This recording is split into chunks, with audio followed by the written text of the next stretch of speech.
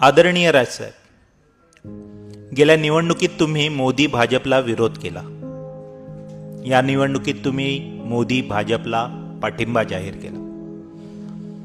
तुम्ही काही निर्णय घेतला तरी आम्ही तुमच्या सोबतच असतो आणि यापुढेही असणार.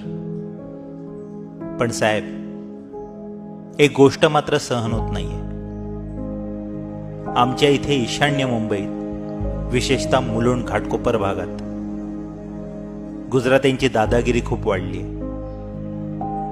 म्हणूनच हे पत्र. 5-6 महिन्यापूर्वी तृप्ती देवरुखकरला जेव्हा मुलुंडमध्ये गुजराती सोसायटीत ऑफिस नाकारण्यात आलं, तेव्हा तिच्या मदतीला सर्वात आधी आम्हीच धावून गेलो होतो. त्यानंतर महाराष्ट्र सैनिकांनी केलेल्या मदतीचे आभार मानायला तृप्ती तुम्हाला शिवतीर्थावर येऊन भेटली होती.